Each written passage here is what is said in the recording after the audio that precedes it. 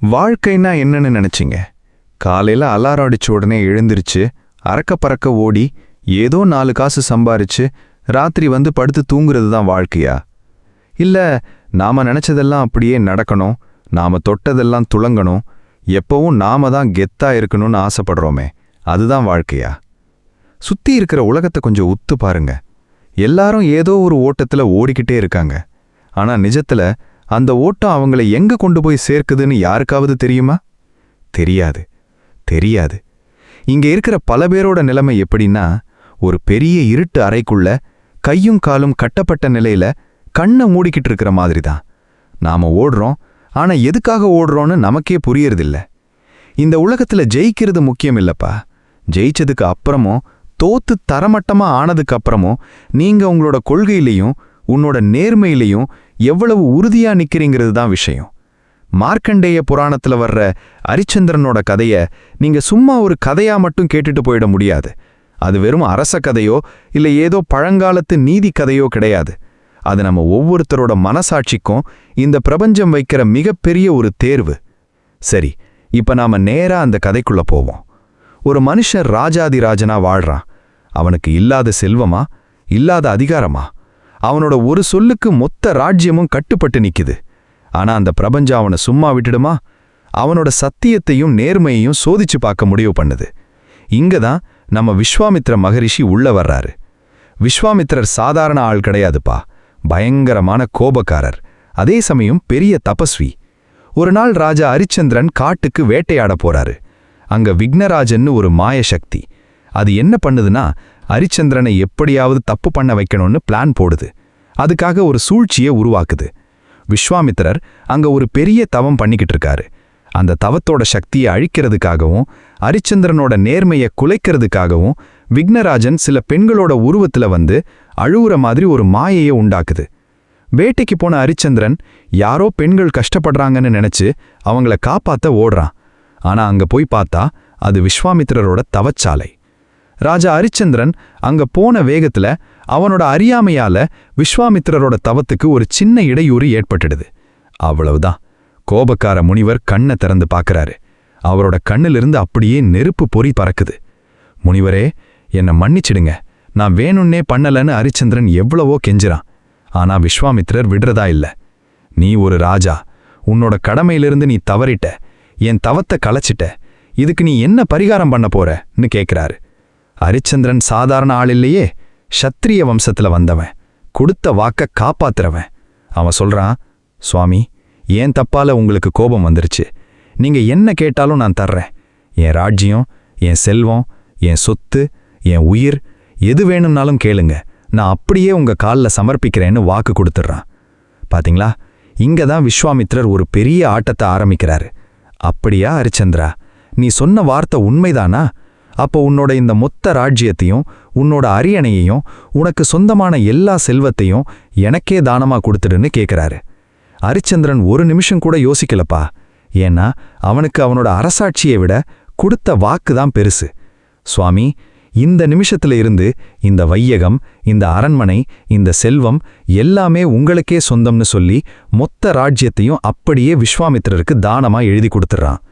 யோசிச்சு பாருங்க, நேத்து வரைக்கும் ஒட்டுமொத்த நாட்டுக்கும் தலைவனா மகாராஜாவா இருந்த ஒரு மனுஷன் ஒரே ஒரு நொடியில ஒரே ஒரு வார்த்தையால வெறும் சாதாரண மனுஷனா பிச்சைக்காரனா நிக்கிறான். இதுதான்ப்பா விதி. விதி தான் ஆட்டத்தை ஆரம்பிக்கும்போது நாம வச்சிருக்க அதிகாரமும் செல்வமும் வெறும் சருகா பறந்து போயிடும். ராஜ்யத்தை தானம் கொடுத்த உடனே ஆட்டம் முடிஞ்சிருச்சா? அங்கதான் விஸ்வாமித்திரர் அடுத்த காய் நகர்த்துறாரு. அரிச்சந்திரா, நீ ராஜ்யத்தை தானம் கொடுத்துட்ட, அது சரி. ஆனா ஒரு பெரிய தானம் கொடுத்தா அதுக்கு தட்சணைன்னு ஒன்று கொடுக்கணும்ல, அந்த தட்சணையை நீ இன்னும் எனக்கு கொடுக்கலையேன்னு கேட்கிறாரு. அரிச்சந்திரன் அதிர்ந்து போயிடுறான். சுவாமி, என்கிட்ட இருந்த எல்லாமே இப்போ உங்களோடது தானே, இப்போ என் கையில ஒரு பைசா கூட இல்லையே, நான் எப்படி தட்சணை தருவேன் அப்படின்னு கேட்குறான். அதுக்கு விஸ்வாமித்திரர், அது எனக்கு தெரியாது, நீ ராஜ்யத்தை தானம் கொடுக்கும்போது தட்சணை தர்றேன்னு ஒத்துக்கிட்ட, இப்போ தட்சணை கொடுக்கலன்னா நீ சொன்ன வாக்கு பொய்யாயிடும், நீ பொய் சொன்னவனா ஆயிடுவ அப்படின்னு மிரட்டுறாரு. அரிச்சந்திரனுக்கு உலகமே இருண்டு போகுது. ராஜ்யம் போனது கூட அவனுக்கு கவலை இல்லை. ஆனா தன் நாவிலிருந்து வந்த வார்த்தை பொய்யாயிடக்கூடாதேன்னு பதறான். அவன் விஸ்வாமித்திரர்கிட்ட கொஞ்சம் டைம் கேட்குறான். சுவாமி, எனக்கு 1 மாசம் டைம் கொடுங்க. நான் எப்படியாவது கஷ்டப்பட்டு உழைச்சு உங்களுக்கு தேவையான தட்சணை பணத்தை கொண்டு வந்து உங்க காலில் வைக்கிறேன்னு சொல்றான். விஸ்வாமித்திரரும் சரி, 1 மாசம் டைம் தர்றேன், அதுக்குள்ள நீ தட்சணையை கொடுக்கலன்னா உன்னோட சத்தியம் அழிஞ்சிடும்னு சொல்லிடுறாரு. இப்போ அரிச்சந்திரன் தன் கைவசத்துல இருந்த எல்லாத்தையும் இழந்துட்டு வெறும் உடம்போட தன் மனைவி சந்திரமதி, சின்ன பையன் லோகிதாசன், இவங்க 2 பேரையும் கூட்டிட்டு அந்த நாட்டை விட்டே வெளியே போறான். ஏன்னா அந்த நாடு இப்போ விஸ்வாமித்திரரோடது. அங்க இருக்க ஒரு பொருளை கூட அரிச்சந்திரன் தொட முடியாது. யோசிச்சு பாருங்க, அந்த மகாராணி சந்திரமதி பட்டு மெத்தையில தூங்குனவா இன்னைக்கு வெறும் தரையில சுடுகாட்டு பாதையில நடந்து போறா. அந்த சின்ன புள்ள லோகிதாசன் பசியால அழுகிறான். ஆனா அவங்க அப்பாவால அவனுக்கு 1 வாய் சோறு கூட வாங்கி கொடுக்க முடியல. ஏன்னா அவங்க கையில ஒரு காசு கூட இல்ல. அரிச்சந்திரன் தன் குடும்பத்தை கூட்டிட்டு நேரா காசிக்கு போறான். ஏன் காசிக்கு போறான்னா, காசி தான் அந்த காலத்துல முக்தி தர்ற நகரம். அங்க போனா ஏதாவது ஒரு வழி பிறக்கும், உழைச்சு சம்பாதிக்கலான்னு ஒரு நம்பிக்கை. ஆனா காசிக்கு போற வழியிலையும் காசிக்கு போனதுக்கு அப்புறமும் அவனுக்கு காத்துக்கிட்டு இருந்த சோதனைகள் சாதாரணமானது இல்ல. பசியும் பட்டினியும் அவங்கள வாட்டுது, கால்கள்ல ரத்தம் சொட்டுது. ஆனா அரிச்சந்திரனோட மனசுல ஒரே ஒரு விஷயம்தான் ஓடிக்கிட்டு இருக்கு. நான் விஸ்வாமித்திரருக்கு கொடுத்த வாக்க காப்பாத்தணும், என் சத்தியம் தோத்துடக்கூடாதேன்னு பதறான். இங்க நாம ஒரு விஷயத்தை நல்லா புரிஞ்சுக்கணும். நாம இருந்தா என்ன பண்ணிருப்போம்? போங்கடா நீங்களும் உங்க ராஜ்யமும், ஏதோ தெரியாம வாக்கு கொடுத்துட்டேன்னு ஓடி போயிருப்போம். இல்லைன்னா அந்த முனிவர் கூட சண்டைக்கு போயிருப்போம். ஆனா அரிச்சந்திரன் அப்படி பண்ணல. அவன் சத்தியத்தை தன் உயிரை விட மேலா நினைச்சான். இந்த உலகத்துல கஷ்டம் வரும்போது எல்லாரும் தங்களோட கொள்கையை மாத்திப்பாங்க. ஆனா கஷ்டம் வரும்போது தான் கொள்கையில இன்னும் உறுதியா நிக்கணுங்கிறதுக்கு அரிச்சந்திரன் தான் ஆகச் சிறந்த உதாரணம். காசிக்கு வந்த அரிச்சந்திரனுக்கு விஸ்வாமித்திரர் அங்கேயும் வந்து நெருக்கடி கொடுக்க ஆரம்பிக்கிறாரு. 1 மாசம் டைம் முடிய போகுது, தட்சணை எங்கேன்னு கேட்டு நிக்கிறாரு. அங்கதான் அரிச்சந்திரனோட வாழ்க்கையோட மிக கொடூரமான கட்டம் ஆரம்பமாகுது. அடுத்ததா காசியில அரிச்சந்திரனுக்கு என்ன மாதிரியான நெருக்கடி காத்துக்கிட்டு இருந்தது, அவன் தன் குடும்பத்தையே விற்க வேண்டிய சூழ்நிலைக்கு எப்படி தள்ளப்பட்டான்னு பாப்போம். காசிக்கு வந்தாச்சு. காசின்னா சாதாரண இடமா? ஜீவநதி கங்கை ஓடுற புண்ணிய பூமி. ஆனா அந்த புண்ணிய பூமியில ஹரிச்சந்திரனுக்கு காத்துக்கிட்டு இருந்தது நரக வேதனை. விஸ்வாமித்திரர் கொடுத்த 1 மாசம் டைம் முடிகிற கடைசி நாள் வந்துருச்சு. சூரியன் உதிச்சு அப்படியே உச்சி வானத்துக்கு வந்துகிட்டு இருக்கு. இன்னும் கொஞ்ச நேரத்துல சூரியன் மறைஞ்சிட்டா ஹரிச்சந்திரன் கொடுத்த டைம் முடிஞ்சிடும். அவன் சொன்ன வாக்கு பொய்யாகிடும். ஹரிச்சந்திரன் காசி வீதிகள்ல அலைஞ்சு திரியிறான். யாராவது அவனுக்கு வேலை கொடுப்பாங்களா இல்ல கடனா காசு கொடுப்பாங்களான்னு தேடுறான். ஆனா அவனோட கிரகச்சாரம் அப்படி, யாருமே அவனுக்கு உதவ முன் வரல. ஒரு முன்னாள் மகாராஜா பிச்சைக்காரனை விட மோசமான நிலைமையில கிழிஞ்ச துணியோட பசியால ஒட்டிப்போன வயித்தோட நின்னுகிட்டு இருக்கான். அப்போதான் விஸ்வாமித்திரர் அவனுக்கு முன்னாடி வந்து நிக்கிறாரு. அவரோட முகத்துல ஒரு எள்ளலும் எகத்தாளமும் தெரியுது. என்ன ஹரிச்சந்திரா, நான் கொடுத்த டைம் முடிய போகுது. உன்னோட சத்தியம் என்ன ஆக போகுது? தட்சிணை பணம் எங்க? இல்ல நான் தோத்துட்டேன்னு ஒத்துக்கிட்டு பொய் சொல்லிட்டேன்னு என் காலில் விழுந்துடு, நான் உன்னை மன்னிச்சு விட்டுடுறேன்னு கேட்குறாரு. விஸ்வாமித்திரர் அப்படி சொன்ன உடனே ஹரிச்சந்திரனோட உடம்பு நடுங்குது. அவனுக்கு விஸ்வாமித்திரர் மேல கோபம் வரல, தன் நிலைமையை நினைச்சுதான் பயம் வருது. சுவாமி, என்னை இன்னும் கொஞ்சம் சோதிக்காதீங்க. நான் பொய் சொல்ல மாட்டேன். என் உயிரே போனாலும் என் வாக்கு மாறாது. ஆனா இப்போ என் கையில காசு இல்லையே, நான் என்ன பண்ணுவேன் அப்படின்னு கதறான். அந்த சமயத்துல அவனோட மனைவி சந்திரமதி பக்கத்துல வரா. அவ ஒரு உத்தமி, கணவனோட ஆன்மீக பலத்துக்கு துணையா நிக்கிறவ. அவ ஹரிச்சந்திரனோட கண்ணை பார்த்து சொல்றா, நாதா, நீங்க ஏன் இப்படி கலங்குறீங்க? உங்களோட தர்மம் அழியறத விட என் உயிர் போறது மேல். இந்த உலகத்துல ஒரு பெண்ணுக்கு கணவனோட நேர்மையும் அவனோட புகழும் தான் முக்கியம். உங்களோட தட்சணைக்காக என்னை யாருக்காவது அடிமையா வித்துடுங்க. அந்த காசை கொண்டு போய் முனிவர்கிட்ட கொடுங்கன்னு சொல்றா. நெஞ்சு வெடிச்சிடும் போல இருக்குல்ல. ஒரு கணவன் தன் கண்ணுக்கு முன்னாடி தன் உயிரான மனைவிய, தன் குழந்தையோட தாய காசுக்காக சந்தையில விற்கணுமா? யோசிச்சு பாருங்க. நாம நம்ம குடும்பத்துக்காக எவ்வளவோ கஷ்டப்படுறோம். ஆனா ஹரிச்சந்திரன் தன் சத்தியத்துக்காக தன் குடும்பத்தையே தியாகம் பண்ண துணிறான். ஹரிச்சந்திரன் சந்திரமதியோட வார்த்தையை கேட்டு அப்படியே தரைமட்டமா உடைஞ்சு போயிடுறான். அவனோட கண்ணுல இருந்து கண்ணீர் கங்கை மாதிரி கொட்டுது. ஆனா விஸ்வாமித்திரர் அங்க நின்னு சீக்கிரம் பண்ணு, டைம் ஆகுதுன்னு விரட்டுறாரு. வேற வழியே இல்லாம ஹரிச்சந்திரன் தன் மனைவி சந்திரமதியையும் சின்ன பையன் லோகிதாசனையும் காசி நகரத்தோட அடிமை சந்தைக்கு கூட்டிட்டு போறான். அங்க மாடு ஆடுகளை விக்கிற மாதிரி மனுஷங்களை விக்கிற இடம் அது. ஒரு காலத்துல உலகத்துக்கே அன்னமிட்ட மகாராணி இன்னைக்கு அந்த சந்தையில ஒரு அடிமையா நிக்கிறா. அங்க ஒரு வயசான பிராமணர் வராரு. அவரோட பேரு காலகௌசிகர்னு வச்சுப்போம். அவரு வீட்டு வேலை செய்யறதுக்கு ஒரு அடிமை பெண் வேணும்னு தேடிக்கிட்டு இருக்காரு. சந்திரமதியோட தோற்றத்தை பார்த்து அவள் லட்சணமா நல்ல குலத்து பெண்ணா தெரியறான்னு நினைச்சு அவளை விலை பேச வராரு. ஹரிச்சந்திரன் தன் நெஞ்ச கல்லாக்கிக்கிட்டு தன் மனைவியோட விலைய சொல்றான். அந்த பிராமணர் கேட்ட காசை கொடுத்து சந்திரமதிய விலைக்கு வாங்குறாரு.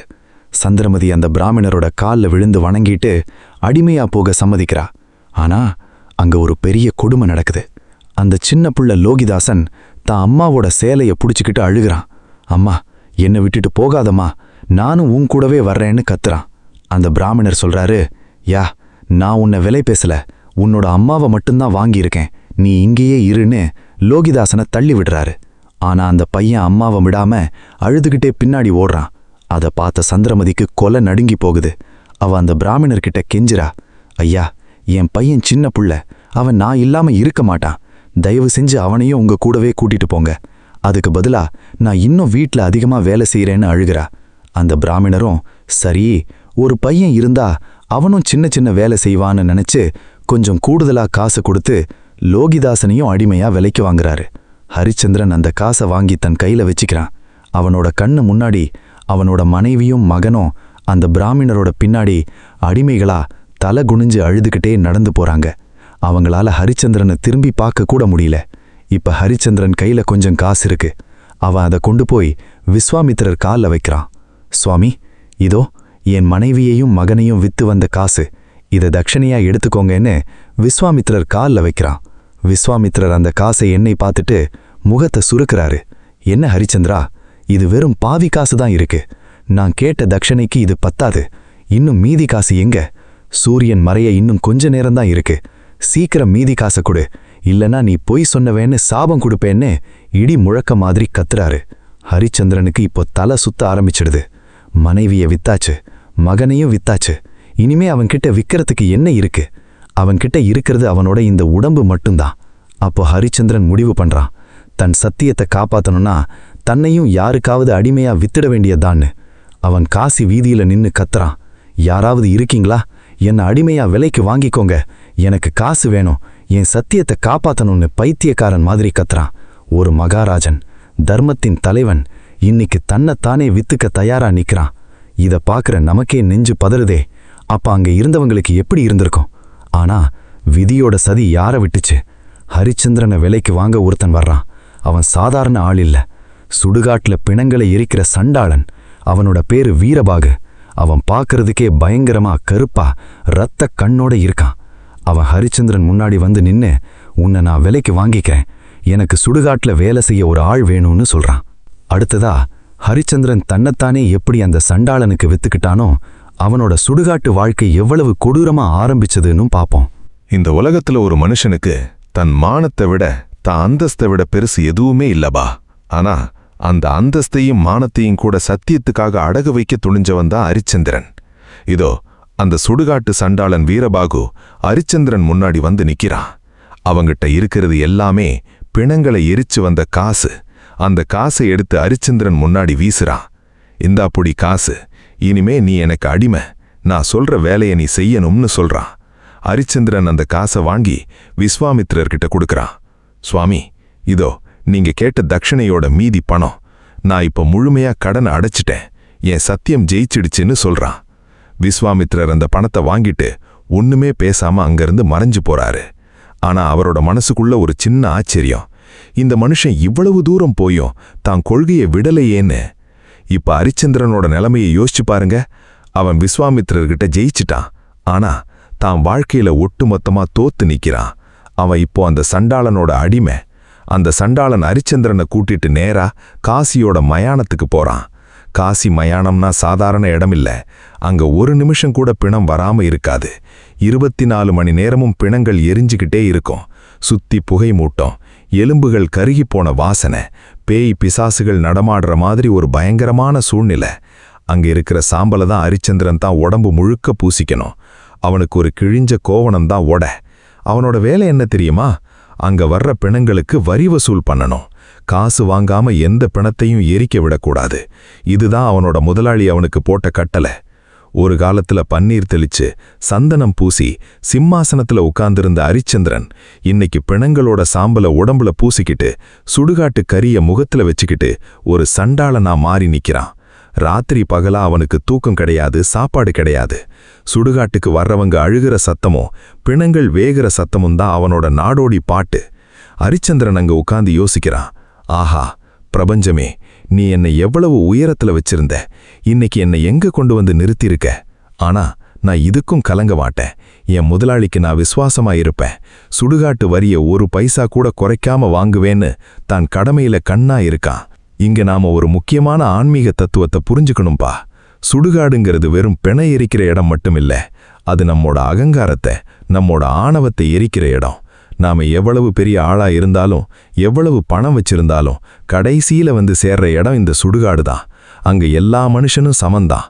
ராஜா வந்தாலும் சாம்பல் தான், பிச்சைக்காரன் வந்தாலும் சாம்பல் தான். அரிச்சந்திரன் அந்த சுடுகாட்டுல உட்கார்ந்து ஒவ்வொரு பிணமும் எரியறத பார்க்கும்போது அவனுக்குள்ள ஒரு பெரிய ஞானம் பிறக்குது. இந்த உலகத்துல எதுவும் நிரந்தரம் இல்ல. நாம இன்னைக்கு ஆடம்பரமா வாழறது எல்லாமே ஒரு மாய. நிலைச்சு நிக்க போறது நம்மோட தர்மமும் சத்தியமும் மட்டும்தான்னு அவனுக்குள்ள ஒரு தெளிவு வருது. அரிச்சந்திரன் அங்க வேலை செஞ்சுக்கிட்டு இருக்கும்போது அவனோட மனசுல தன் மனைவியையும் மகனையும் நினைச்சு அப்பப்போ அழுக வரும்.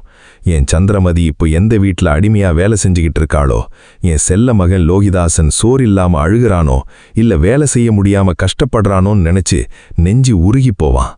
ஆனா அந்த அழுகையை கூட அவன் வெளியில காட்டிக்க மாட்டான். ஏன்னா அவன் இப்போ ஒரு அடிமை. அவனுக்கு அழுகிறதுக்கு கூட உரிமை இல்லை. அவன் தன் கடமையை ரொம்ப கண்டிப்பா செய்றான். பிணத்தை தூக்கிக்கிட்டு வர்றவங்க கிட்ட வரி கொடு, வரி கொடுத்தாதான் எரிக்க விடுவேன்னு கராரா நிக்கலாம். மக்கள் அவனை பார்த்து சண்டாளா, பாவி, இரக்கமில்லாதவன்னு திட்டுறாங்க. ஆனா அவனுக்கு தெரியும் தான் முதலாளிக்கு துரோகம் பண்ணக்கூடாதுங்கிறது தான் தர்மம்னு. இதே சமயத்துல அந்த பிராமணர் வீட்ல சந்திரமதியும் லோகிதாசனும் படுற கஷ்டம் இருக்கே, அது விவரிக்க முடியாதது. அந்த பிராமணர் அவங்கள விடியற் காலையில 4 மணிக்கு எழுப்பி விட்டுடுவாரு. வீடு கூட்டுறது, பாத்திரம் கழுவுறது, மாட்டுத் தொழவத்தை சுத்தம் செய்யறதுன்னு சந்திரமதி ஓயாம வேலை செய்யணும். கொஞ்சம் சுணங்குனா கூட அந்த பிராமணர் அவளை திட்டுவாரு. லோகிதாசன் சின்ன பையனா இருந்தாலும் அவனையும் சும்மா விடல. நீ போய் காட்டிலிருந்து தர்பை புல்லும் சமித்து கட்டைகளும் பூஜைக்கு தேவையான பூக்களையும் பறிச்சுக்கிட்டு வான்னு அனுப்பி வைப்பாரு. அந்த சின்ன புள்ள வெறும் காலோட முள்ளு காடுகள்ல நடந்து போய் பூக்களையும் விறகுகளையும் சேகரிக்கும். அவனோட கைகள்ல முள்ளு குத்தி ரத்தம் வரும். அதை பார்த்து சந்திரமதி தனியா உட்கார்ந்து அழுவா. ஐயோ, மகாராஜாவா வளர வேண்டிய என் புள்ள இன்னைக்கு இப்படி முள்ளு காட்டுல அலையிறானேன்னு அவளோட பெத்த மனம் துடிக்கும். ஆனா அவங்களால என்ன பண்ண முடியும்? அவங்க விதியோட கைதிகள். ஒரு நாள் வழக்கம் போல லோகிதாசன் பூஜைக்கு பூ பறிக்கிறதுக்காக பக்கத்துல இருக்கிற ஒரு காட்டுக்கு போறான். அங்க இருக்கிற ஒரு பெரிய மரத்தடியில அழகான மலர்கள் பூத்து குலுங்குது. அந்த பையன் ரொம்ப சந்தோஷமா, ஆஹா, இன்னைக்கு இந்த பூக்களை பறிச்சுட்டு போனா அந்த பிராமணர் நம்மள திட்டமாட்டாரு, அம்மாவுக்கும் நல்ல பேரு கிடைக்கும்னு நினைச்சுக்கிட்டே பூக்களை பறிக்கிறான். ஆனா அவனுக்கு தெரியாது, அந்த புதர்ல ஒரு கால சர்ப்பம், அதாவது பயங்கரமான நச்சு பாம்பு காத்துக்கிட்டு இருக்குன்னு. அந்த பாம்பு அவனோட காலை பார்த்து டப்புன்னு குத்திடுது. அவ்வளவுதான்ப்பா. அந்த சின்ன புள்ள அம்மானு கத்திக்கிட்டே அப்படியே தரையில சுருண்டு விழுந்துடுறான். அந்த பாம்போட விஷம் அவனோட உடம்பு முழுக்க வேகமா பரவுது. அவனோட பிஞ்சு உடம்பு நீல நிறமா மாறுது. மூச்சு நின்னு போயிடுது. அந்த இடத்துலயே அந்த சின்ன புள்ள இறந்து போயிடுறான். அடுத்ததா தான் மகன் பாம்பு கடிச்சு இறந்துட்டாங்கிற செய்தியை கேட்டு சந்திரமதி எப்படி துடிச்சு போனா, அவ அந்த உடம்பு தூக்கிக்கிட்டு மயானத்துக்கு எப்படி போறான்னு பாப்போம். ஒரு தாய்க்கு இந்த உலகத்துல தன் குழந்தைய விட பெருசு எதுவுமே இல்லப்பா. தன் குழந்தை நல்லா இருக்கணுங்கிறதுக்காக அவ எந்த நரகத்தையும் தாங்குவா. ஆனா அந்த குழந்தையே இல்லாம போயிட்டா அந்த தாயோட நிலைமை என்ன ஆகும்? இதோ காட்டுக்கு போன லோகிதாசன் ரொம்ப நேரமாகியும் வீட்டுக்கு வரலையேன்னு சந்திரமதிக்கு பதற்றம் அதிகமாகுது. அவளோட இடது கண் துடிக்குது. மனசுக்குள்ள ஏதோ கெட்ட சகுனம் தோணுது. அவ அந்த பிராமணர்கிட்ட ஓடி போய், ஐயா, என் பையன் இன்னும் வரல, நான் போய் பார்த்துட்டு வர்றேன்னு அழுதுகிட்டே கேட்கிறா. அந்த பிராமணரும் சரி போய் தொலைன்னு சொல்றாரு. சந்திரமதி காட்டுக்குள்ள ஓடுறா. லோகிதாஷா, லோகிதாஷான்னு அவளோட குரல் அந்த காடு முழுக்க எதிரொலிக்குது. ஆனா எந்த பதிலும் வரல. அவ கால்கள்ல முள்ளு குத்துறது கூட தெரியாம பைத்தியக்காரி மாதிரி ஓடி தேடுறா. கடைசியில ஒரு மரத்தடியில அவ பார்த்த காட்சி அவளோட உலகத்தையே அப்படியே உலுக்கிடுச்சுப்பா. அவளோட செல்ல மகன், அவளோட கண்ணான லோகிதாசன் தரையில மல்லாக்க படுத்து கிடக்கான். அவனோட உடம்பு முழுக்க நீல கலர்ல மாறி போயிருக்கு. வாயில நுர தள்ளி இருக்கு. சந்திரமதி அலறி அடிச்சுக்கிட்டு ஓடி போய் அந்த உடம்ப தூக்கி தம் மடியில வச்சுக்கிறா. மகனே, கண் திறந்து பாருடா, அம்மா வந்திருக்கேன்டா, என்னை விட்டுட்டு போயிட்டியாடான்னு அவ கத்துற சப்தம் அந்த காட்டுல இருக்கிற பறவைகளை கூட அழ வச்சிருக்கோம். அவ அவனோட முகத்தை தடவி பார்க்கறா, நெஞ்சில கை வச்சு பார்க்கறா. ஆனா அங்க எந்த துடிப்பும் இல்ல. அந்த சின்ன உயிர் அவளை விட்டு பிரிஞ்சு ரொம்ப நேரம் ஆகிடுச்சு. சந்திரமதிக்கு என்ன பண்றதுனே தெரியல. அவ அந்த உடம்ப தூக்கிக்கிட்டு அழுதுகிட்டு பிராமணர் வீட்டுக்கு வர்றா. ஐயா, என் பையன் பாம்பு கடிச்சு இறந்துட்டான், அவனுக்கு இறுதி சடங்கு பண்ணணும், என்னை விட்டுடுங்கன்னு கேக்குறா. ஆனா அந்த பிராமணரோ இரக்கமில்லாம, அவன் செத்துட்டா நான் என்ன பண்றது, இப்போ பகல் நேரம், நீ இப்போ போனா என் வீட்டு வேலைகளெல்லாம் யார் செய்யறது, ராத்திரி ஆகிற வரைக்கும் இரு, அதுக்கப்புறம் போய் தொலைன்னு சொல்லிடுறாரு. பாத்தீங்களா, இந்த உலகத்துல மனுஷங்களோட சுயநலம் எவ்வளவு கொடூரமானதுன்னு. ஒரு புள்ள செத்து கிடக்கு, ஆனா அந்த தாயை வேலை செய்ய சொல்றாரு. வேற வழியே இல்லாம சந்திரமதி தாம் மகனோட பிணத்தை ஒரு ஓரமா கிடத்திட்டு அழுதுகிட்டே கண்ணீரோட அந்த வீட்டு வேலைகளை செஞ்சு முடிக்கிறா. அவளோட கைகள் வேலை செய்யுது, ஆனா அவளோட உயிர் அந்த பிணத்துக்கிட்ட தான் கிடக்கு. ராத்திரி ஆகுது. இருட்டு அப்படியே உலகத்தை மூடுது. சந்திரமதி தம் மகனோட உடம்ப ஒரு பழைய துணியில சுத்தி தன் தோள் மேல தூக்கி வச்சுக்கிறா. காசி வீதிகள்ல அவ தனியா நடந்து வர்றா. சுத்தி யாரும் இல்ல. கார் இருள், பயங்கரமான காற்று வீசுது. ஒரு முன்னாள் மகாராணி இன்னைக்கு தான் மகனோட பிணத்தை தானே தூக்கிக்கிட்டு மயானத்தை நோக்கி நடந்து வர்றா. அவளுக்கு வழியே தெரியல, யார கேட்கறதுன்னு புரியல. அழுது அழுது அவளோட தொண்டை அடைச்சு போச்சு. அவ அழுதுகிட்டே சொல்றா, மகாராஜா ஹரிச்சந்திரா, நீங்க எங்க இருக்கீங்க? உங்களோட வம்ச விளக்கு இன்னைக்கு அணைஞ்சு போச்சு, அதை பார்க்க நீங்க இல்லையேன்னு புலம்புறா. அவளுக்கு தெரியாது, அவ தேடுற அவளோட கணவன் அதே மயானத்துல தான் ஒரு சண்டாளனா காத்துக்கிட்டு இருக்கான்னு. சந்திரமதி அழுதுகிட்டே நேரா காசியோட ஹரிச்சந்திரா மயானத்துக்கு வந்து சேர்றா. அங்க தூரத்துல ஒரு பிணம் எரிஞ்சுக்கிட்டு இருக்கு. அந்த வெளிச்சத்துல கரியும் சாம்பலும் பூசின ஒரு உருவம் நின்னுகிட்டு இருக்கு. அது வேற யாரும் இல்ல, நம்ம ஹரிச்சந்திரன் தான். ஹரிச்சந்திரன் அந்த இருட்டுல யாரோ ஒரு பெண் பிணத்தை தூக்கிக்கிட்டு வர்றத பாக்குறான். அவனுக்கு அவளோட முகம் சரியா தெரியல, ஏன்னா அங்க போதிய வெளிச்சம் இல்ல. அது மட்டும் இல்லாம சந்திரமதியோட முகமும் துக்கத்தாலையும் அழுக்காலையும் மாறி போயிருக்கு. ஹரிச்சந்திரன் அவகிட்ட போய் கராரமான குரல்ல கேக்குறான், யாரது? இந்த நள்ளிரவுல பிணத்தை தூக்கிக்கிட்டு வர்றது யாரு?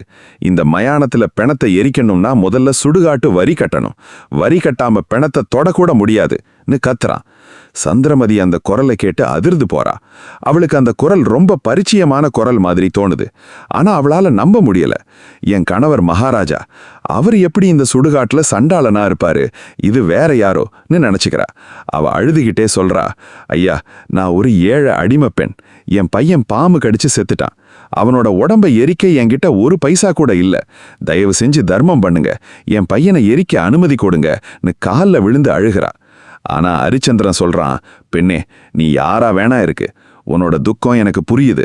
ஆனா நான் என் முதலாளிக்கு கட்டுப்பட்டவன். வரி வாங்காம பிணத்தை எரிக்க விட்டா அது என் தர்மத்துக்கு துரோகம். நீ காசு இல்லைன்னா உன்னோட தாலி பொண்ணையோ இல்ல உன்னோட சேலையையோ வரியா கொடுன்னு சொல்றான். அடுத்ததா அந்த இருட்டுல ஹரிச்சந்திரனும் சந்திரமதியும் ஒருத்தர் எப்படி அடையாளம் கண்டுக்க போறாங்க, அவங்க சந்திக்க போற அந்த ஆகச்சிறந்த துயரம் என்னன்னு பாப்போம். விதியோட ஆட்டம் இப்போ உச்ச கட்டத்துக்கு வந்துருச்சுப்பா. அந்த சுடுகாட்டு வெளிச்சத்துல ஹரிச்சந்திரன் அந்த பிணத்தோட முகத்தை மூடி இருந்த துணியை லேசா விலக்கி பார்க்கறான். அப்போதான் அந்த எரியிற கொல்லிக்கட்டையோட வெளிச்சம் அந்த சின்ன பையனோட முகத்துல படுது. ஹரிச்சந்திரன் அப்படியே உறைஞ்சு போய் நிக்கிறான். அந்த நெத்தியில் இருக்கிற மச்சம், அந்த முகம் அவனால நம்பவே முடியல. ஐயா, இது என் செல்ல மகன் லோகிதாசன் இல்லையா? என் வம்சத்தோட வாரிசு, என் உயிர் இல்லையான்னு கத்துறான். அவனுக்கு நெஞ்சு வெடிச்சிடும் போல இருக்கு. அதே சமயம் சந்திரமதியும் அந்த வெளிச்சத்துல ஹரிச்சந்திரனோட முகத்தை உத்து பார்க்கறா. அந்த சாம்பலுக்கு பின்னாடி இருக்கிற அவளோட கணவனோட முகம் அவளுக்கு அடையாளம் தெரியுது. நாதா, நீங்களா? இந்த நிலைமையிலான அலறிக்கிட்டே அவரோட கால்ல விழுந்து கதறா. நெஞ்சு பொறுக்குது இல்லையே. ஒரு கணவனும் மனைவியும் எங்க சந்திக்கிறாங்க பாத்தீங்களா? அரண்மனையில இல்ல, அந்தஸ்துல இல்ல, பிணங்கள் எரியிற சுடுகாட்டுல தங்களோட ஒரே மகனோட பிணத்துக்கு முன்னாடி நின்னு கதறி அழுகிறாங்க. ஹரிச்சந்திரன் அந்த சின்ன உடம்ப தூக்கி தான் மார்போட அணைச்சிக்கிறான். மகனே, உன்னை மகாராஜாவா பார்க்க வேண்டிய நான் இன்னைக்கு பிணம் எரிக்கிற சண்டாளனா நின்னு உன்னோட பிணத்தை பார்க்கறனே, நான் என்ன பாவம் பண்ணினேன்னு கதறி அழுகுறான். சந்திரமதியும் ஹரிச்சந்திரனும் ஒருத்தர் கட்டி பிடிச்சுக்கிட்டு தங்களோட மொத்த துக்கத்தையும் கண்ணீரா கொட்டுறாங்க. அவங்க அழுகிற சத்தம் அந்த மயானத்துல இருக்கிற பேய் பிசாசுகளை கூட உருக வச்சிருக்கோம். ஆனா கொஞ்ச நேரம் அழுததுக்கு அப்புறம் ஹரிச்சந்திரனுக்கு தன் கடமை ஞாபகம் வருது. அவன் மெதுவா சந்திரமதியை தள்ளி வச்சுட்டு சொல்றான், சந்திரமதி, நாம எவ்வளவு வேணா அழலாம், ஆனா நாம இப்போ அடிமைகள். இந்த லோகிதாசன் என் மகனா இருந்தாலும் இவன் இப்போ இந்த சுடுகாட்டுக்கு வந்த ஒரு பிணம் மட்டும்தான். என் முதலாளியோட கட்டளைப்படி வரி வாங்காம இந்த பிணத்தை என்னால எரிக்க முடியாதுன்னு சொல்றான். சந்திரமதிக்கு தூக்கி வாரி போடுது. நாதா, என்ன வார்த்தை சொல்றீங்க? பெத்த புள்ளையோட பிணத்தை எரிக்கிறதுக்கு கூட வரியா? என்கிட்ட தான் ஒரு காசும் இல்லையே, நான் எங்க போவேன் அப்படின்னு கேக்குறா. ஹரிச்சந்திரன் சொல்றான், சந்திரமதி, உன்னோட கழுத்துல இருக்கிற அந்த மாங்கல்ய தாலியை கழட்டி வரியா? குடு, அதை வச்சு நான் லோகிதாசனை எரிக்கிறேன்னு சொல்றான். சந்திரமதி அப்படியே திகைச்சு நிக்கிறா. நாதா, இந்த தாலி நீங்க என் கழுத்துல கட்டினது, இதை உங்களால மட்டும்தான் பார்க்க முடியும், வேற யாருமே இதை பார்க்க முடியாது, ஏன்னா நான் ஒரு பத்தினின்னு சொல்றா. இங்கதான் ஒரு பெரிய ஆன்மீக ரகசியம் இருக்கு. சந்திரமதியோட கற்பு திறத்தால அவளோட தாலி மத்தவங்களுக்கு கண்ணுக்கு தெரியாது, ஹரிச்சந்திரனுக்கு மட்டும்தான் தெரியும்.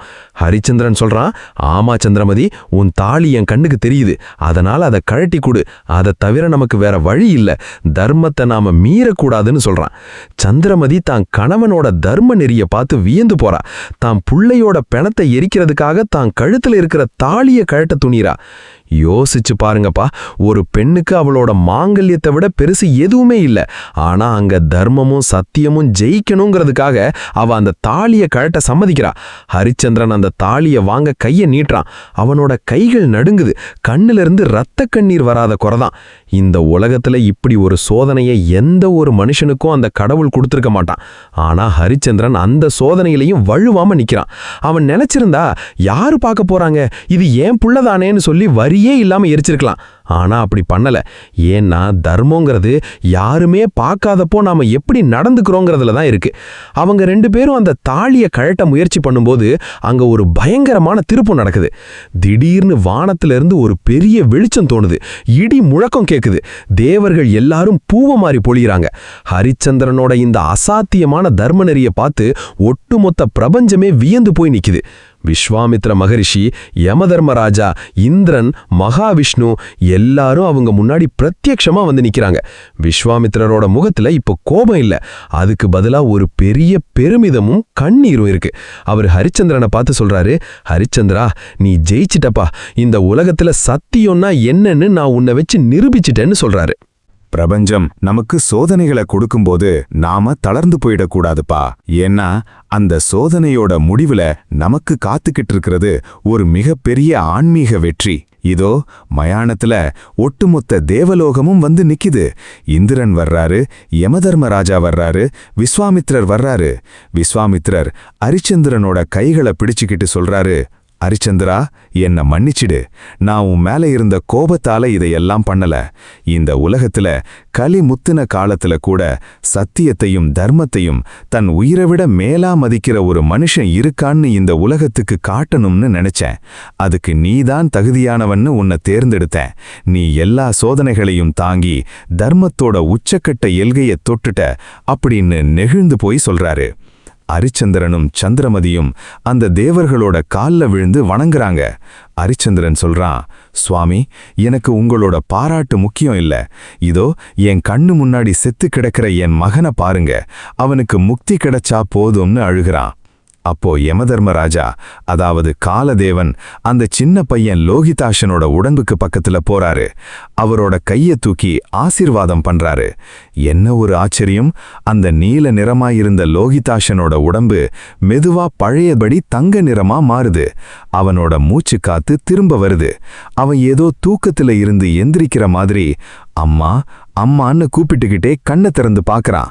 சந்திரமதி அலறி அடிச்சுக்கிட்டு ஓடி போய் தான் மகனை வாரி அணைச்சிக்கிறா. அவளுக்கு இது கனவா நனவான்னே புரியல. செத்துப்போன புள்ள உயிர் பிழைச்சு வந்துட்டான். இதை விட ஒரு தாய்க்கு என்ன வேணும்? ஹரிச்சந்திரனோட கண்ணுல இருந்து இப்போ ஆனந்த கண்ணீர் வழியுது. அவன் இறைவனுக்கு நன்றி சொல்றான். இந்திரன் சொல்றாரு, ஹரிச்சந்திரா, உன்னோட இந்த தியாகத்துக்கு ஈடு இணையே இல்ல. நீ இப்போ இழந்த உன்னோட மொத்த ராஜ்யமும் உன்னோட அரியணையும் உனக்கே திரும்ப கிடைக்கும். அது மட்டும் இல்லாம உன்னோட புகழை இந்த உலகம் இருக்கிற வரைக்கும் எல்லாரும் பாடுவாங்க அப்படின்னு வரம் தர்றாரு. விஸ்வாமித்ரர் தான் வாங்கின அந்த மொத்த ராஜ்யத்தையும் செல்வத்தையும் அப்படியே அரிச்சந்திரன் கிட்ட திரும்ப ஒப்படைக்கிறாரு. அது மட்டும் இல்லாம அரிச்சந்திரனை அடிமையா வாங்கின அந்த சண்டாளன் வீரபாகு இருக்கான்ல, அவன் வேற யாரும் இல்ல, அவனும் யமதர்ம ராஜாவோட ஒரு வடிவம்தான். அவன் அரிச்சந்திரனுக்கு அடிமை விலங்க உடைச்சு அவனுக்கு விடுதலை தர்றான். அந்த பிராமணர் கால கௌசிகரும் சந்திரமதிய அடிமைத்தனத்துல இருந்து விடுவிக்கிறாரு. எல்லாரும் அரிச்சந்திரனோட நேர்மைய பார்த்து தலை வணங்குறாங்க. யோசிச்சு பாருங்க, ஒரு மனுஷன் தான் தர்மத்துல உறுதியா இருந்தா இந்த உலகமே அவன் கால்ல வந்து விழுங்கிறதுக்கு இதுதான் ஆகச்சிறந்த உதாரணம். ஆனா அரிச்சந்திரன் அங்க ஒரு விஷயம் சொல்றான். சுவாமி, எனக்கு இந்த ராஜ்யமும் செல்வமும் வேண்டாம். நான் இந்த சுடுகாட்டுல கத்துக்கிட்ட ஞானம் எனக்கு போதும். இந்த உலக வாழ்க்கை வெறும் மாயைன்னு எனக்கு புரிஞ்சிடுச்சு. எனக்கு உங்க கூட தேவலோகத்துக்கு வர்றதுக்கு மட்டும் அனுமதி கொடுங்கன்னு கேக்குறான். இந்திரன் சொல்றாரு, அரிச்சந்திரா, நீ கண்டிப்பா தேவலோகத்துக்கு வரலாம். உனக்காக இதோ புஷ்பக விமானம் காத்துக்கிட்டு இருக்கு. நீ, உன்னோட மனைவி, உன்னோட மகன் எல்லாரும் இந்த விமானத்துல ஏறி சொர்க்கத்துக்கு வாங்க அப்படின்னு அழைக்கிறாரு. ஆனா அரிச்சந்திரன் அங்கேயும் தன் தர்மத்தை விடல. அவன் என்ன சொல்றான்னு அடுத்த பார்ட்ல பாப்போம். அடுத்ததா அரிச்சந்திரன் சொர்க்கத்துக்கு போகும்போது அங்க என்ன நிபந்தனை விதிச்சான், அவனோட நாட்டு மக்கள் மேல அவன் வச்சிருந்த அந்த அன்பு என்னன்னு பாப்போம். அரிச்சந்திரனோட தர்மம் சொர்க்கத்து வாசல்ல கூட எப்படி ஜெயிச்சதுன்னு பாத்தீங்களா? இந்திரன் அவங்கிட்ட, வா அரிச்சந்திரா, உனக்காக சொர்க்கத்தோட கதவுகள் திறந்து கிடக்கு, இந்த புஷ்பக விமானத்துல ஏறி வான்னு கூப்பிடும்போது அரிச்சந்திரன் அந்த விமானத்துல ஏறல. அவன் அப்படியே நின்னு யோசிக்கிறான். தேவா, நான் மட்டும் சொர்க்கத்துக்கு வந்தா அது தர்மமாகுமா? என் நாட்டு மக்கள் நான் அரசனா இருந்தப்போ என்னை நம்பி வாழ்ந்தாங்களே, அவங்க என் மேல வச்சிருந்த அன்பால எவ்வளவோ புண்ணியங்களை பண்ணியிருக்காங்களே, அவங்களையெல்லாம் இந்த பூமியில கஷ்டப்பட விட்டுட்டு நான் மட்டும் எப்படி சொர்க்கத்துல போய் சுகமா இருக்க முடியும்? அது ஒரு நல்ல அரசனுக்கு அழகல்ல அப்படின்னு சொல்றான். பாத்தீங்களா, ஒரு தலைவன்னா எப்படி இருக்கணும்? தான் மட்டும் நல்லா இருக்கணும், தன் குடும்பம் மட்டும் நல்லா இருக்கணும்னு நினைக்கிறவன் தலைவன் கிடையாது. தன் மக்கள் எல்லாரும் நல்லா இருக்கணும்னு நினைக்கிறவன் தான் உண்மையான தலைவன். அரிச்சந்திரன் இந்திரன் கிட்ட சொல்றான், சுவாமி, என் நாட்டு மக்களுக்கு அவங்க செஞ்ச பாவ புண்ணியங்கள் படி என்ன பலன் கிடைக்குமோ தெரியாது. ஆனா நான் என் வாழ்க்கையில செஞ்ச புண்ணியங்கள், என் சத்தியத்தோட பலம் எல்லாத்தையும் என் நாட்டு மக்களுக்கு தாரை வார்த்து கொடுத்துடுறேன். அவங்க எல்லாரையும் என் கூட சொர்க்கத்துக்கு கூட்டிட்டு போக நீங்க சம்மதிச்சா மட்டும்தான் நான் இந்த விமானத்துல ஏறுவேன். இல்லைன்னா நான் இங்கேயே என் மக்களோட இந்த பூமியிலே இருந்துடுறேன்னு சொல்றான். அரிச்சந்திரனோட இந்த பரந்த மனசையும் அவனோட தியாகத்தையும் பார்த்து தேவர்கள் எல்லாரும் அப்படியே ஸ்தம்பிச்சு போயிட்டாங்கப்பா. விஸ்வாமித்ரர் கண்ணிலிருந்து தண்ணி வழியுது. அரிச்சந்திரா, நீ மனுஷன் இல்லப்பா, நீ தெய்வத்துக்கும் மேலானவன்னு சொல்றாரு. இந்திரன் உடனே சம்மதிக்கிறாரு. அரிச்சந்திரா, உன்னோட புண்ணியத்தோட சக்தி அவ்வளவு பெருசு. அது உன்னோட நாட்டு மக்கள் எல்லாத்தோட பாவத்தையும் அழிச்சிடும். இதோ உன்னோட அயோத்தி நாட்டு மக்கள் எல்லாரும் இந்த விமானத்துல ஏறி உன் கூடவே ஸ்வர்க்கத்துக்கு வரலான்னு வரம் தர்றாரு.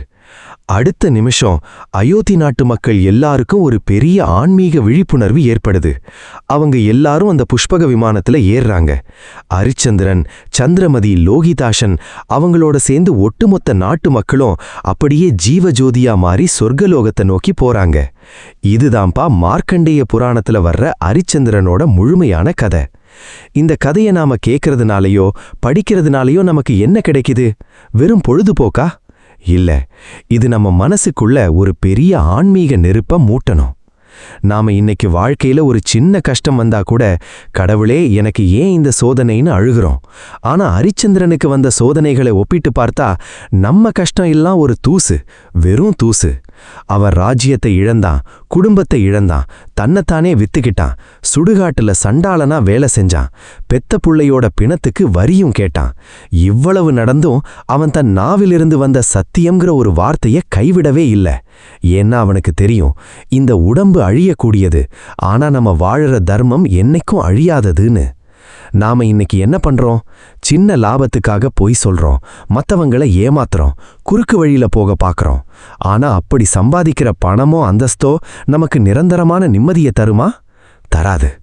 அரிச்சந்திரனோட கதை நமக்கு கத்துக் கொடுக்கிற மிகப்பெரிய பாடம் என்னன்னா, நீ தர்மத்தோட வழியில நடக்கும்போது உனக்கு கஷ்டங்கள் வரலாம், துயரங்கள் வரலாம், ஒட்டுமொத்த உலகமே உன்னை எதிர்த்து நிக்கலாம்.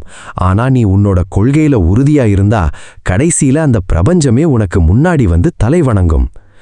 அடுத்ததா, இந்த அரிச்சந்திரனோட கதையிலிருந்து நம்ம அன்றாட வாழ்க்கைக்கு தேவையான என்ன மாதிரியான தத்துவங்களை எடுத்துக்கலாம், நம்ம மனசை எப்படி பக்குவப்படுத்தலாம்னு ஆழமா பார்ப்போம். அரிச்சந்திரனோட கதையை கேட்டு முடிச்ச உடனே உங்க மனசுக்குள்ள ஒரு பாரம் ஏறுதில்ல, நெஞ்சு அடைக்கிற மாதிரி இருக்குல்ல? அதுதான்ப்பா இந்த கதையோட ஆன்மீக சக்தி.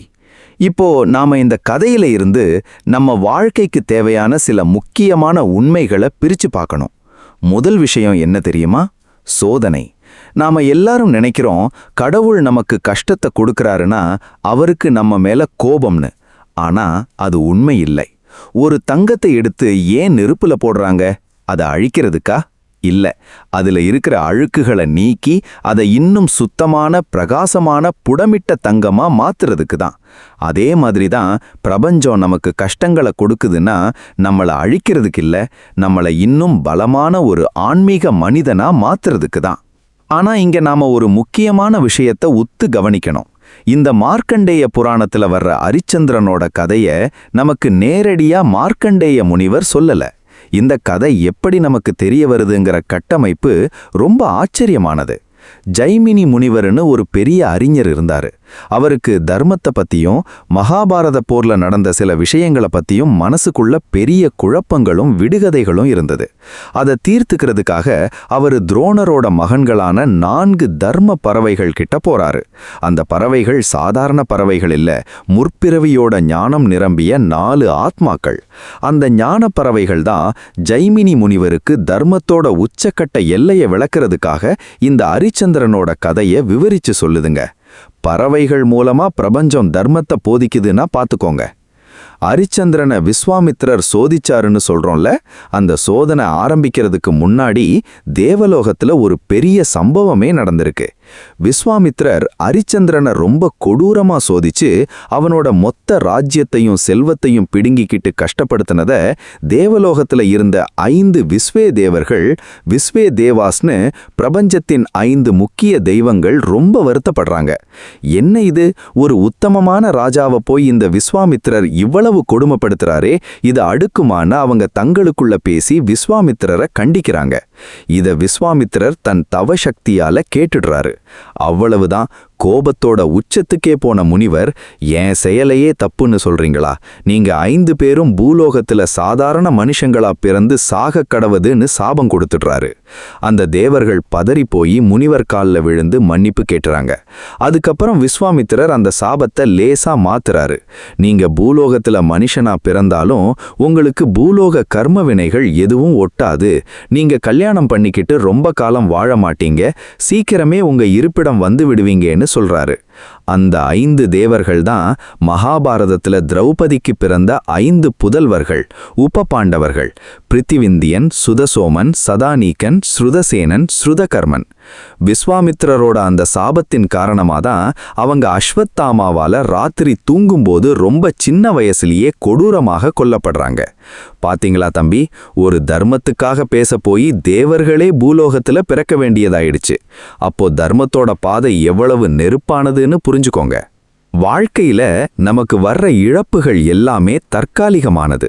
அரிச்சந்திரன் தன் ராஜ்யத்தை இழந்தான், மனைவியை இழந்தான், மகனை இழந்தான். ஆனா கடைசியில அவனுக்கு என்ன கிடைச்சது? எல்லாமே இரட்டிப்பா கிடைச்சது. அது மட்டும் இல்லாம அவனுக்கு நிரந்தரமான சொர்க்க பதவியும் கிடைச்சது. அதனால உங்க வாழ்க்கையில இன்னைக்கு நீங்க எதையாவது இழந்துட்டு அழுதுகிட்டு இருந்தீங்கன்னா இந்த அரிச்சந்திரனை நினைச்சுக்கோங்க.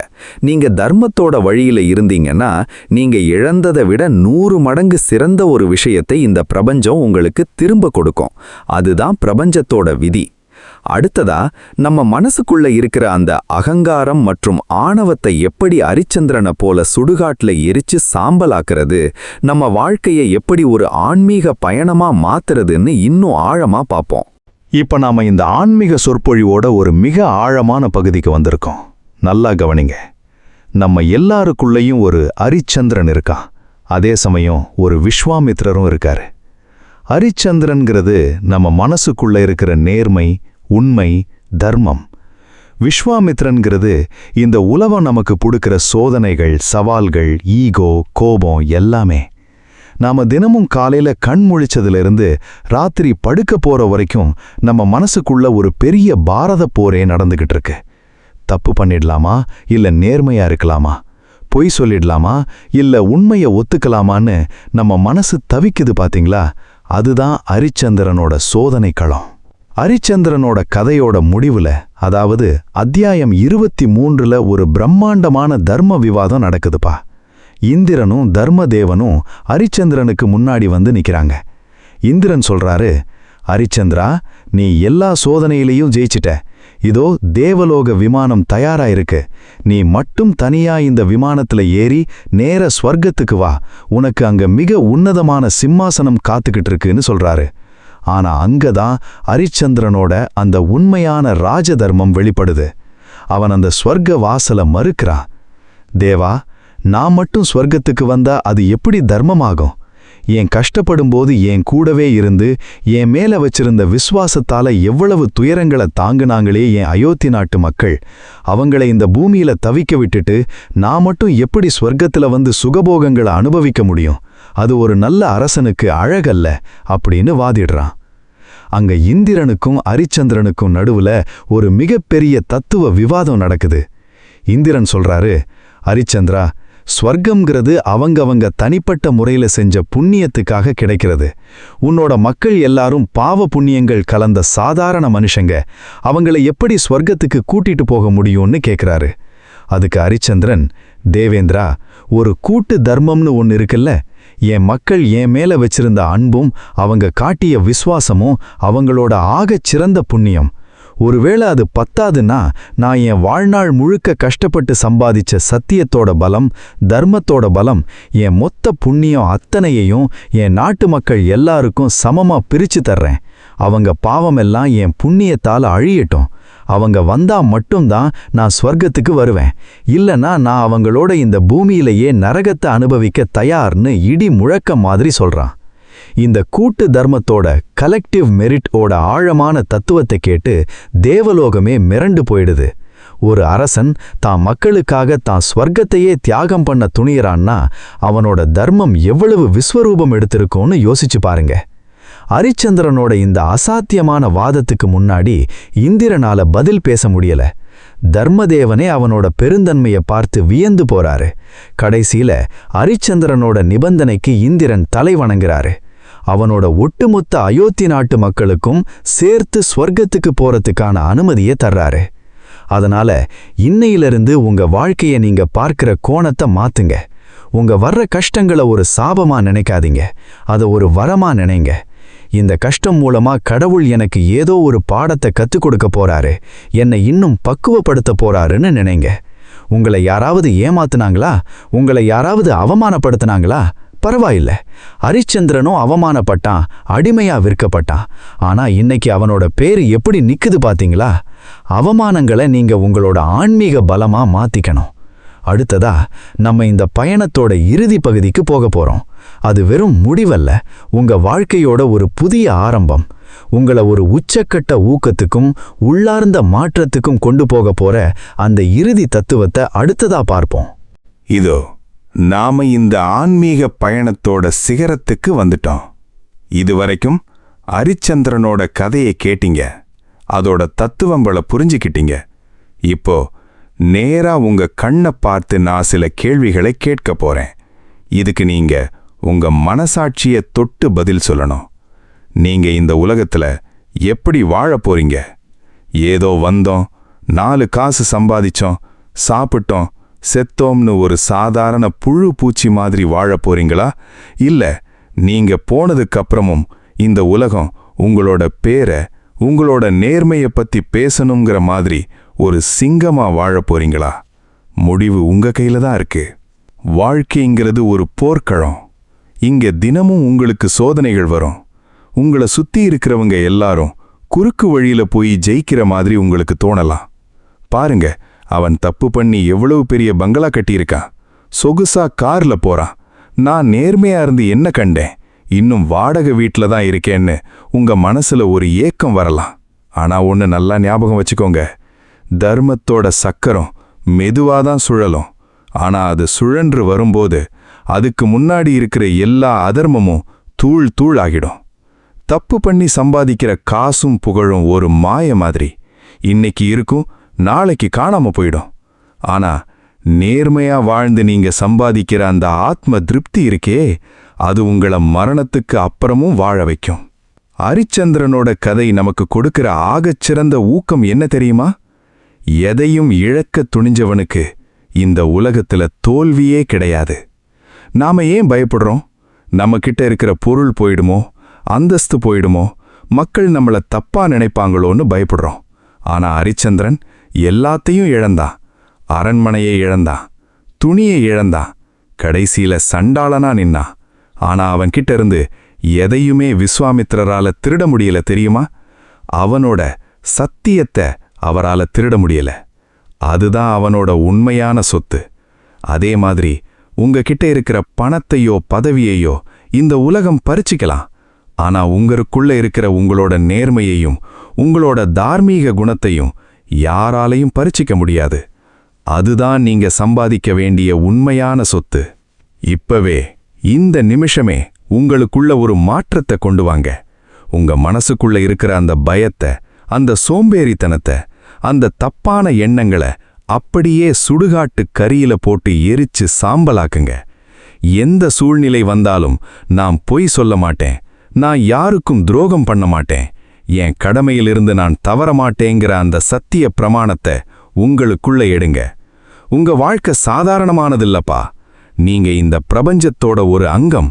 உங்களுக்குள்ள ஒரு தெய்வீக சக்தி இருக்கு. அதை வீணடிச்சிடாதீங்க. கஷ்டங்கள் வரும்போது நெஞ்ச நிமிர்த்தி நின்னு சொல்லுங்க, வா விதியே, உன்னால எவ்வளவு சோதிக்க முடியுமோ சோதிச்சு பாரு. நான் அரிச்சந்திரனோட வம்சத்துல வந்தவன். என் சத்தியத்தை நான் விடமாட்டேன். நீ என்னை எவ்வளவு கீழே தள்ளினாலும் நான் தர்மத்தோட பலத்தால இன்னும் உசரமா பறப்பேன்னு பிரபஞ்சத்தை பார்த்து சவால் விடுங்க. அப்படி ஒரு வைராகியம் உங்களுக்குள்ள வந்துட்டா அப்புறம் பாருங்க, உங்களை சுத்தி இருக்கிற அத்தனை கஷ்டங்களும் பனி மாதிரி உருகி போயிடும். தேவர்கள் அரிச்சந்திரனுக்கு முன்னாடி வந்து நின்ன மாதிரி இந்த பிரபஞ்சத்தோட ஒட்டுமொத்த நன்மைகளும் உங்களுக்கு முன்னாடி வந்து நிற்கும். இந்த உரைய சும்மா கேட்டுட்டு அப்படியே மறந்துட்டு உங்க வழக்கமான வேலைக்கு போயிடாதீங்க. இது உங்க ஆத்மாவுக்குள்ள விழுந்த ஒரு விதை. இந்த விதை அப்படியே வளர்ந்து ஒரு பெரிய ஆலமரமா மாறி உங்களை சுத்தி இருக்கிறவங்களுக்கெல்லாம் நிழல் தரணும். நீங்க வாழற வாழ்க்கை மத்தவங்களுக்கு ஒரு வழிகாட்டியா இருக்கணும். எந்த ஒரு சூழ்நிலையிலையும் உங்க முகத்துல இருக்கிற அந்த புன்னகையையும் மனசுல இருக்கிற நேர்மையையும் விட்டுடாதீங்க. எழுந்து நில்லுங்க, துணிஞ்சி மடங்க, தர்மத்தின் வழியில உங்க பயணத்தை தொடருங்க. இந்த பிரபஞ்சம் எப்பவும் நேர்மையாளர்களின் பின்னாடிதான் நிற்கும். ஜெயிச்சு காட்டுங்க, ஜெயிச்சு காட்டுங்க. இனிமே உங்க வாழ்க்கையில வர்ற ஒவ்வொரு நாளும் ஒரு புதிய ஆன்மீக உதயமா இருக்கட்டும். வாழ்க தர்மம், வெல்க சத்தியம்.